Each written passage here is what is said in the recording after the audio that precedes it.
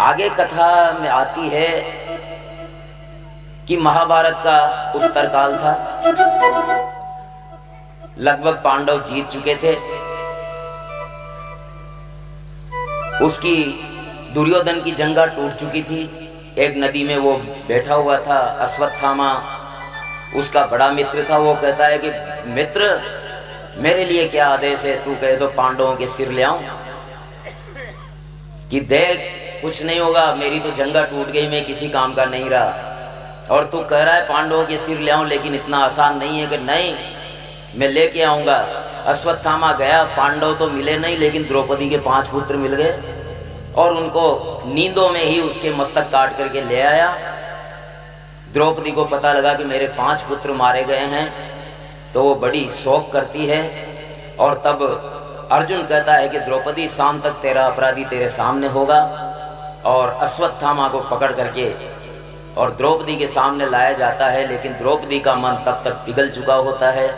वो कहती है कि पुत्र के मारे जाने का कष्ट क्या होता है ये मैं जानती हूँ। मेरे 5 पुत्र मरे हैं और मैं नहीं जानती, मैं नहीं चाहती कि मेरी गुरु माता भी वही कष्ट उठाए।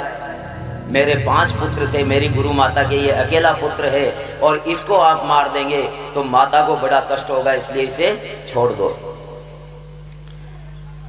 कृष्ण भगवान से अर्जुन ने कहा कि क्या करें प्रभु, मैंने प्रतिज्ञा की है कि मैं इसको मारूंगा। द्रौपदी कह रही है कि नहीं नहीं, गुरु माता को कष्ट होगा, इसलिए मारना नहीं है, क्या करूं। तो भगवान श्री कृष्ण कहते हैं कि देखो, इसका अपराध ऐसा है कि इसको मारना उचित है, लेकिन ये ब्राह्मण पुत्र है, इसलिए मारना उचित नहीं है। इन दोनों के बीच में जो मिलता हो, अब कृष्ण भगवान कभी भी सारी बात अपने ऊपर नहीं लेते। अपराध इसका ऐसा है कि इसका वध ही इसकी सजा है, लेकिन ये ब्राह्मण पुत्र है, इसलिए वध करने योग्य नहीं है। अब इसके बीच में जो निकलता है हल, वो निकाल लो। तो अर्जुन ने हल निकाला, क्योंकि ब्राह्मण के पास सम्मान ही सब कुछ होता है। जिस ब्राह्मण का सम्मान नहीं है वो मरे हुए के बराबर ही है। इसलिए ब्राह्मण को सबसे ज्यादा सम्मान की ही चिंता होती है। कुछ भी हो जाए, कम खा लेंगे, लेकिन सम्मान कम नहीं कराएंगे, क्योंकि हमारे पास है ही सम्मान ही केवल, और कुछ है ही नहीं। तो और जिस ब्राह्मण को मान लो ऐसा अपराध हो जाए और उसको मारना हो, तो उसका अपमान कर दो, वो मरने के बराबर है। तो सबसे पहले तो अश्वत्थामा के माथे पे मणि थी, वो मणि हटा ली गई और उसका मुंडन करके अपमानित करके निकाल दिया गया। अब अश्वत्थामा भले ही गुरु द्रोण का पुत्र था, ब्राह्मण पुत्र था, लेकिन फिर भी वो कुटिल बुद्धि तो था ही सही। उसने फिर से अपनी चाल चली और उत्तरा के गर्भ में पांडवों का अंतिम वंशधर बीज रूप में पल रहा था गर्भ में, उस पर आक्रमण कर दिया। उत्तरा ने भगवान को पुकारा और भगवान अंगूठे के बराबर आकार लेकर के गर्भ के अंदर जाते हैं और परीक्षित की रक्षा करते हैं। और इस प्रकार से जब भगवान ने परीक्षित की गर्भ में रक्षा की, तो द्रौपदी आती है, भगवान की प्रार्थना करती है, नमस्ते पुरुषं त्वाद्य ईश्वरं प्रकृते परम् अलक्ष्यं सर्वभूतानां अंतर्बहिस्वस्थितम्। हे परम पुरुष भगवान श्री कृष्ण, कुंती भगवान की बुआ प्रार्थना कर रही है कि हे परम पुरुष, हे आदि ईश्वर, आप प्रकृति में भी हैं और प्रकृति से परे भी हैं। आपको कोई देख नहीं सकता, लेकिन सभी भूतों के अंदर, सभी प्राणियों के अंदर आप निवास करते हैं। मैं आपको प्रणाम करती हूँ। कृष्णाय वासुदेवाय देवकी नंदनाय च नंद गोप कुमाराय गोविंदाय नमो नमः। गोविंदाय नमो नमः। गोविंदाय नमो नमः। हे कृष्ण, हे वासुदेव, हे देवकी नंदन, हे नंद गोप कुमार, मैं आपको प्रणाम करती हूँ। अरे तुमने देवकी को तो केवल एक बार बचाया, लेकिन मेरी तो पग पग पर जब जब मुझे विपत्तियों ने घेरा तब तब तुम खड़े हुए हो। यथा ऋषिकेश खलेन देवकी कंसेन रुद्ध्वाति चिरं सुचार्पिता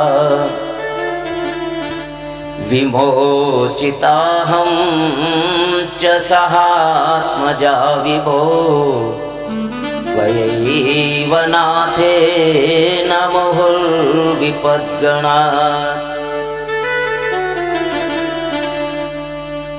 भगवान ने कहा, बुआ आपकी स्तुति से मैं बहुत प्रसन्न हो गया। बड़ी लंबी स्तुति की कुंती ने। भगवान ने कहा कि मैं प्रसन्न हो गया आपकी स्तुति से, मांगो क्या मांगते हो। अब भगवान स्वयं कह रहे हैं कि मांग लो क्या मांगना है। तो क्या मांगेगा आदमी? पुत्र, धन, दौलत, गाड़ी, बंगला, यही मांगेगा। लेकिन कुंती ने क्या मांगा है? हे भगवान, आपने देवकी की केवल एक बार रक्षा की है, लेकिन मेरे ऊपर पग पग पर विपत्तियां आई, और जहां भी विपत्ति आई मैंने आपको पुकारा और आप खड़े ही मिले हैं, इसलिए मुझे क्या दे दो? विमोचिताहं च सहात्मजा विभो त्वयैव नाथेन मुहुर्विपद्गणा। मुझे तो विपत्तियों का पहाड़ दे दो, इतनी विपत्तियां दे दो, पहाड़ की तरह की विपत्तियां दे दो, क्योंकि उन विपत्तियों में मैं आपको याद करूंगी और हमेशा की भांति आप खड़े मिलेंगे, बार बार आपके दर्शन होंगे। इस प्रकार से वो मांगती हैं कुंती। भगवान ने तथास्तु कहा। इधर युधिष्ठिर बड़े परेशान थे, धर्मराज थे ना, हमेशा धर्म के चश्मे से देखते थे। उनको इस बात का कष्ट था कि मैंने राज सिंहासन के लिए अपने ही भाइयों को मार दिया, अपने ही भाइयों के संहार में। ये जो आसन पर बैठा हूं, इंद्रप्रस्थ के आसन पर, ये मेरे भाइयों के खून से रंगा हुआ है, और इस पर बैठने ये बड़े आत्मग्लानि से युक्त हो रहे थे, बड़ा पश्चाताप कर रहे थे। और तब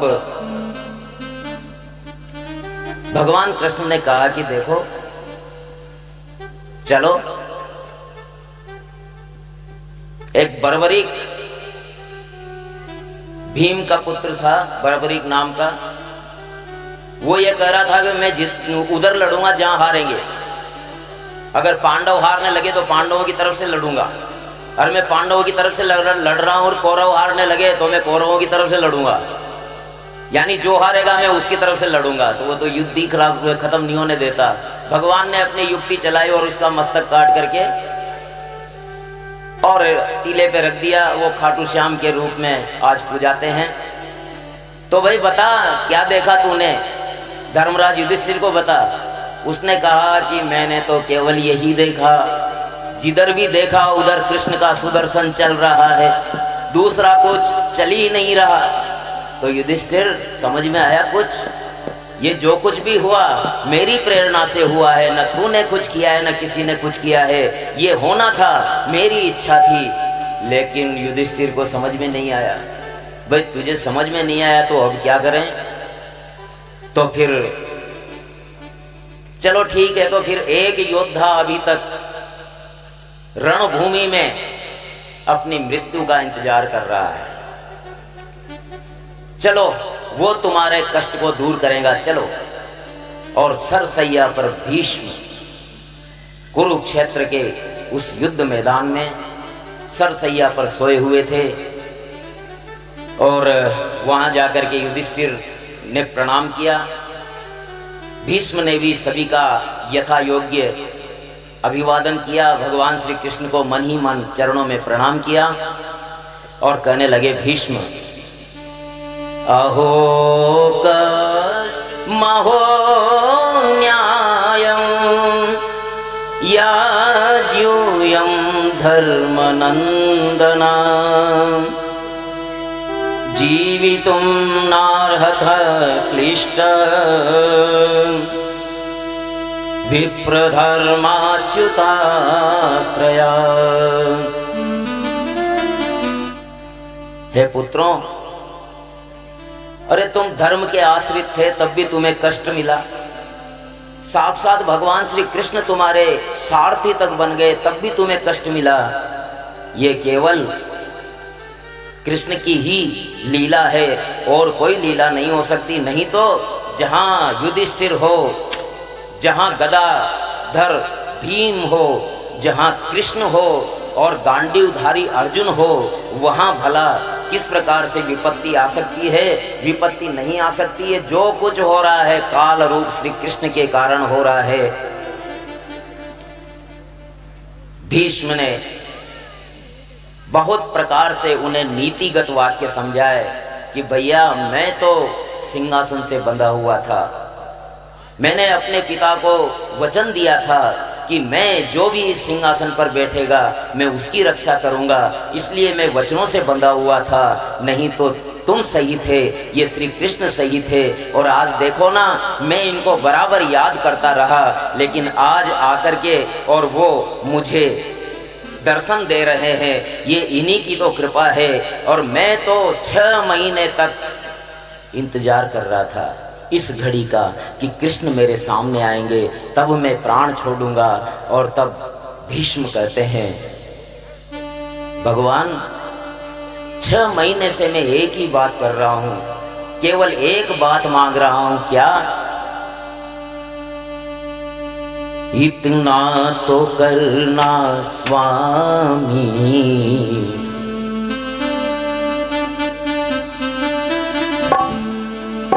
जब प्राण तन से निकले, इतना तो करना स्वामी, इतना तो करना स्वामी, इतना तो करना स्वामी। प्राण तन से निकले, गोविंद नाम लेकर, गोविंद नाम लेकर, गोविंद नाम लेकर, गोविंद नाम, गोविंद नाम लेकर, प्राण तन से निकले, इतना तो करना स्वामी, इतना तो करना स्वामी, इतना तो करना स्वामी। प्राण तन से निकले, इतना तो करना स्वामी।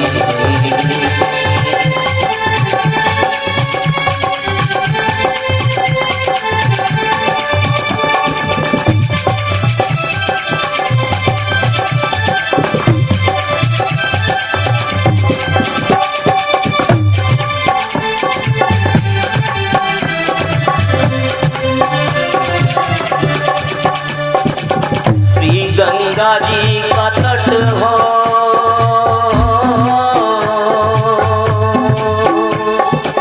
श्री गंगा जी का तट हो, यमुना का वंशीवट हो, यमुना का वंशीवट हो, यमुना का वंशीवट हो।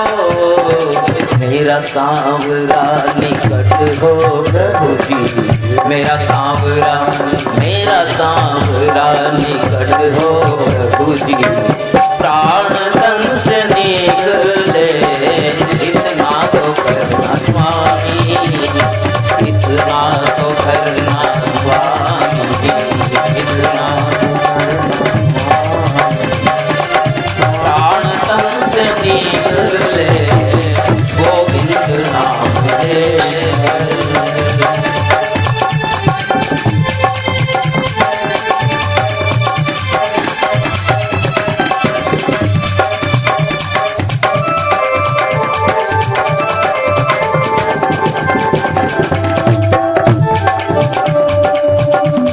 प्रभु गंगा जी का तट हो, ये भीष्म नहीं कह रहे हैं, ये हम सब भीष्म हैं, हम सब प्राणी मात्र भीष्म हैं और उस पल का इंतजार कर रहे हैं जन्म से।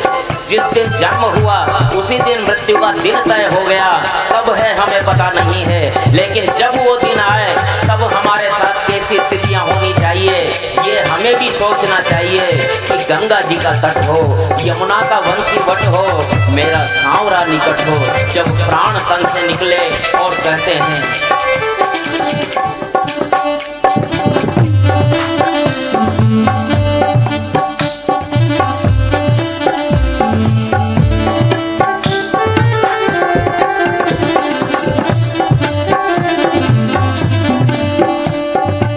श्री वृंदावन का स्थल हो,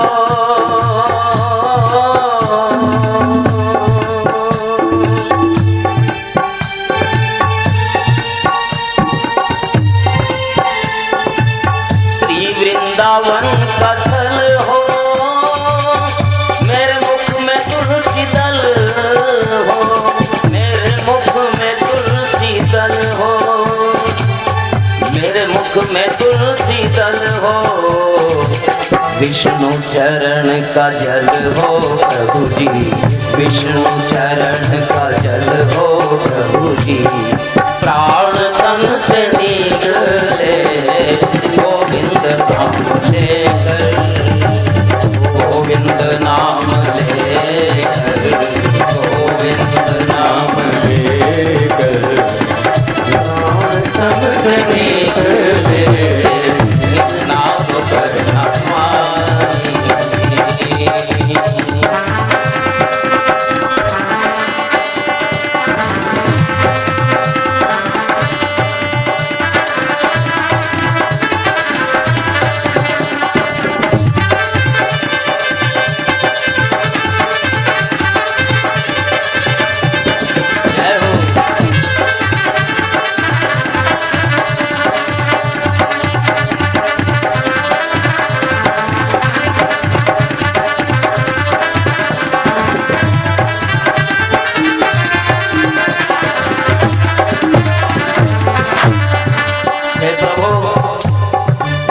पल पल ये कहता रहा, जब कंठ प्राण आए,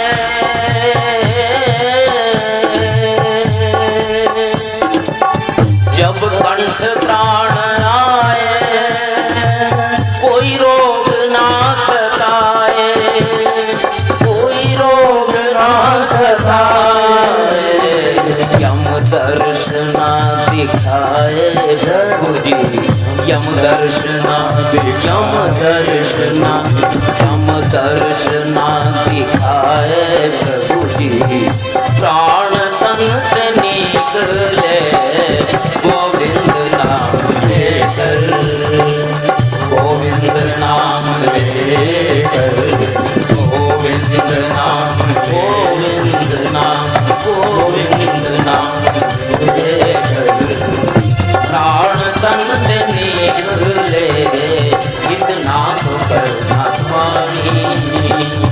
हे गोविंद,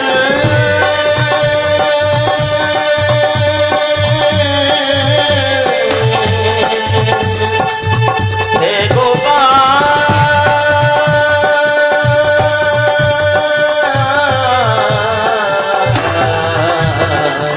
गोविंद नाम लेकर, गोविंद नाम, गोविंद नाम लेकर, प्राण तन से निकले इतना तो करना स्वामी।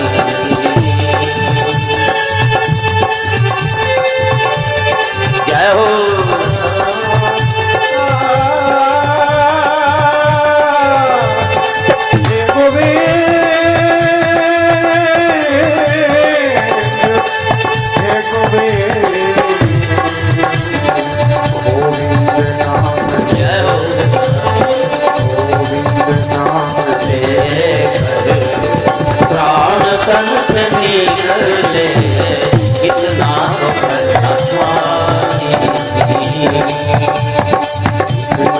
मैंने पल पल कहा था प्रभु, मैंने पल पल कहा था प्रभु कि जब वो वक्त आए हमें भी करनी है यही बात। उस वक्त जल्दी आना,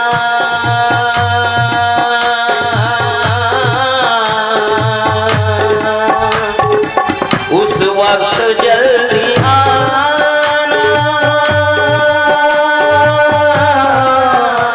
प्रभु जी, प्रभु जी, प्रभु जी। उस वक्त जल्दी आना, नहीं शाम भूल जाना, नहीं शाम भूल जाना। उस वक्त जल्दी आना, उस वक्त जल्दी आना, नहीं शाम भूल जाना, नहीं शाम भूल जाना। बंसी की धुन सुनाना प्रभु जी, बंसी की धुन सुनाना प्रभु जी। प्राण तन से निकले गोविंद नाम लेकर, गोविंद नाम लेकर, गोविंद नाम, गोविंद नाम लेकर। प्राण तन से निकले इतना तो करना स्वामी।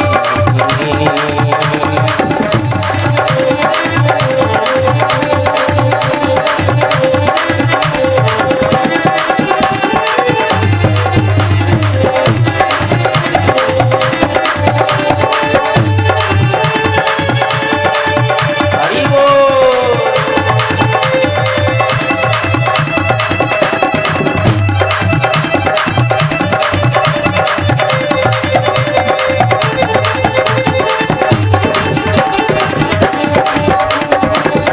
और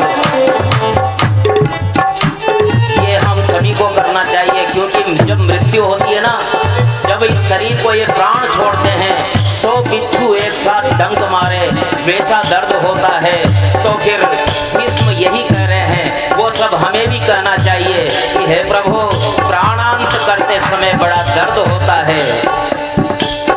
मेरा प्राण निकले सुख से,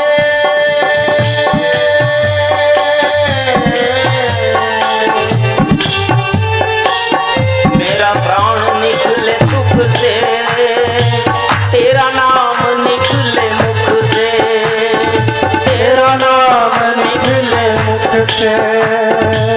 मेरा प्राण निकले सुख से,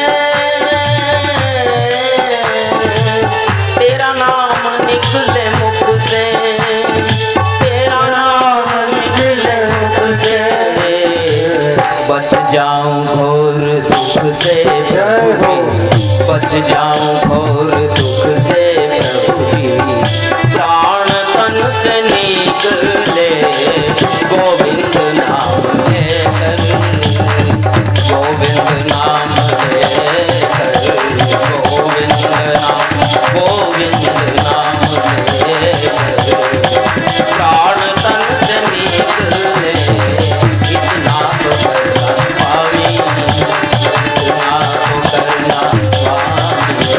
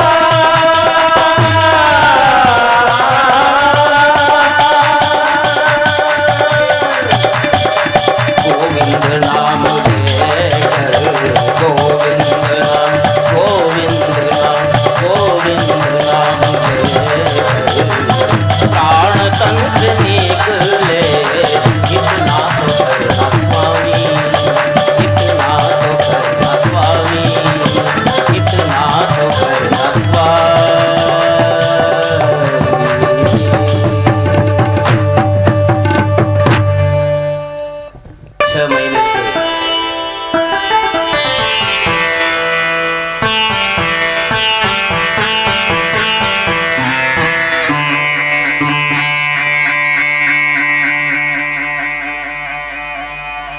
महीने से मैं यही प्रार्थना किया करता था इस कन्हैया की।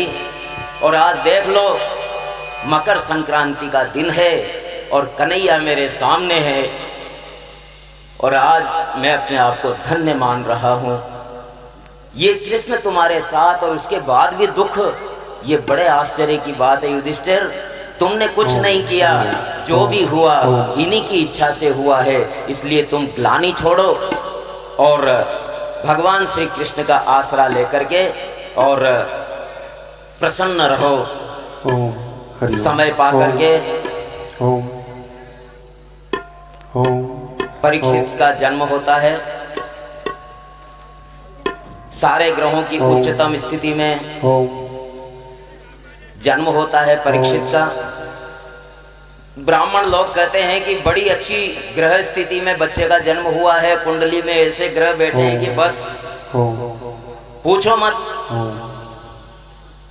भगवान राघवेंद्र सरकार की जो कुंडली थी वैसी ही कुंडली है, लेकिन इसमें ऐसा गुण बना है कि कहीं सर्प के दंश से इसकी मौत हो जाए। बाकी तो और सब कुछ अच्छा है, चक्रवर्ती सम्राट होंगे, ब्राह्मण भक्त होंगे, प्रजा पालक होंगे, सारी बात है, लेकिन इसमें ऐसा योग बन रहा है कि कहीं सर्प दंश से इनकी मृत्यु ना हो। सारी बात हो गई और इस प्रकार परीक्षित का जन्म हुआ। वो समय भी आया जब भगवान श्री कृष्ण अपने धाम को पहुंच गए। तो जब भगवान श्री कृष्ण अपने धाम को पहुंच गए तो अर्जुन, युधिष्ठिर आदि पांडवों के लिए भी इस संसार में रहने का कोई कारण नहीं था। इधर इससे पहले धृतराष्ट्र और गांधारी की सेवा अपने माता पिता से भी बढ़कर के कर रहे थे पांडव, और धृतराष्ट्र भी उनकी सेवाओं को ग्रहण कर रहे थे। एक बार विदुर जी आए और विदुर जी उनसे कहते हैं कि तुम्हें शर्म नहीं आती? पांडवों के लिए तुमने क्या क्या नहीं किया, लाक्षागृह करवा दिया, द्रौपदी की, अपने घर की बहू की इज्जत किरकिरी कर दी तुमने, क्या क्या नहीं किया तुमने, राज उन्हीं के यहाँ फेंके हुए टुकड़ों पर पल रहे हो, तुम्हें शर्म नहीं आती? और विदुर जी के उपदेश से गांधारी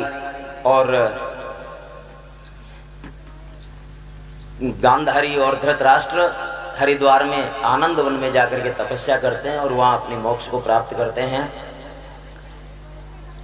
पांडव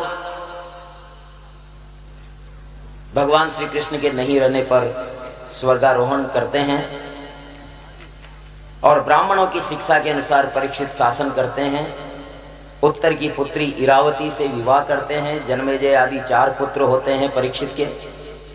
गंगा तट पर उन्होंने 3 अश्वमेध यज्ञ किए और इस प्रकार परीक्षित दिग्विजय पर निकलते हैं। दिग्विजय में कोई समस्या नहीं आई, लेकिन तब तक कलयुग का प्रवेश हो गया था और कलयुग अपना प्रभाव फैलाने लगा था। कुरु जांगल के क्षेत्र में दिग्विजय के लिए निकले हुए परीक्षित के एक दृश्य देखते हैं। 4 पैर होते हैं बैल के, लेकिन एक बैल ऐसा जिसका एक ही पैर बच रहा था, उसी पैर पर खड़ा हुआ था। धरती माता गाय का रूप लेकर के वहां, वो बैल धर्म का रूप था और गाय धरती का रूप थी। दोनों आपस में अपने अपने क्लेशों को कह रहे थे। धर्म तो धर्म है, सत्य, दान, तप, दया, ये धर्म के 4 पैर हैं। कलयुग में अगर थोड़ा बहुत रहा है तो सत रह गया है, बाकी और कुछ भी नहीं रहा है। तो एक पैर पर वो खड़ा हुआ था और कलयुग शूद्र वेशधारी राजा के रूप में उन्हें पीट रहा था। परीक्षित ने यह दृश्य देखा तो अपना बाण चढ़ा लिया, तलवार उठाई, कलयुग घबरा करके चरणों में आ गया। परीक्षित बोले कि तू हाथ जोड़ करके शरण में आ गया तो तुझे अब कोई भय नहीं है, किंतु तू अधर्म का सहायक है। इसलिए मेरे राज्य में नहीं रहना चाहिए, मेरे राज्य से निकल जा। अब महाराज परीक्षित ने कह दिया कि मेरे राज्य से निकल जा, लेकिन अब वहां तो चारों तरफ उन्हीं का राज्य था। तो कलयुग ने हाथ जोड़ करके कहा कि प्रभु त्वां वर्तमानं नरदेव देहे वनो प्रवर्तो यमधर्मपूगा लोभोनृतं चौर्यमनार्यमंहो ज्येष्ठा च माया कलहं च दुष्ट दंभ। प्रभु आप चक्रवर्ती सम्राट हैं, मैं जहां जाऊंगा वहीं आपका राज है, कहां जाऊंगा मैं? इसलिए हे भगवान कहां जाऊं, जहां भी जाऊं आप धनुष चढ़ाए मिलते हैं, आप ही स्थान बता दे जहां मैं रह सकूं। तो परीक्षित ने 4 स्थान उसे दे दिए। एक तो मध्य, जिस घर में शराब होगी वहां कलयुग का वास होता है, क्योंकि मध्य में द्यूत जुआ खेलना, मद्यपान, स्त्री संग, हिंसा, तो जहां द्यूत होगी, जहां जुआ खेला जाएगा वहां असत्य का निवास होता है। जहां मद्यपान किया जाता है, जहां शराब पी जाती है वहां मद हो जाता है, घमंड हो जाता है। स्त्री संग जहां होता है वहां आसक्ति हो जाती है, और जहां हिंसा होती है वहां निर्दयता रहती है, और इनमें कलयुग का निवास होता है। कलयुग ने कहा महाराज कम पड़ रहे हैं ये, और स्थान दो। तो उन्होंने एक स्वर्ण का स्थान और दे दिया कि जाओ तुम स्वर्ण में भी रहो। सोना, अब सोना एक धातु भी है और सोने का मतलब सोना भी है। जो आवश्यकता से अधिक सोते हैं, निद्रा लेते हैं, वो भी कलयुग है, वहां भी कलयुग का निवास हो जाता है। और एक सोने में भी कलयुग का निवास है। तो सोना मत पहनो।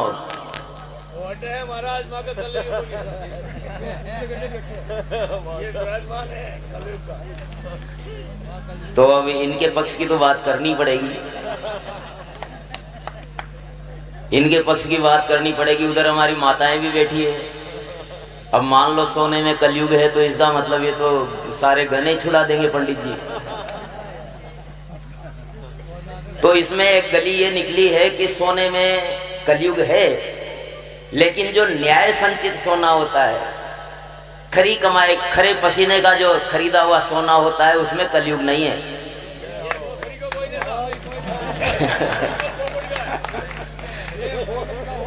खरी कमाई का जो सोना होता है उसमें कलयुग नहीं है, लेकिन जो किसी का हक मार करके और अन्याय पूर्वक अगर कोई संग्रह किया जाता है सोने का या धन का, तो उसमें कलयुग का निवास होता है। ये तय मानिए कि गलत तरीकों से कमाया हुआ धन या सोना का कारण होता है। आज नहीं तो कल, जैसी करनी वैसा फल, आज नहीं तो निश्चय ही कल। दूसरे का अधिकार मार करके दूसरे का धन पर हमने अनाधिकृत कब्जा कर लिया है, तो आज नहीं तो कल उसका परिणाम मिलना है।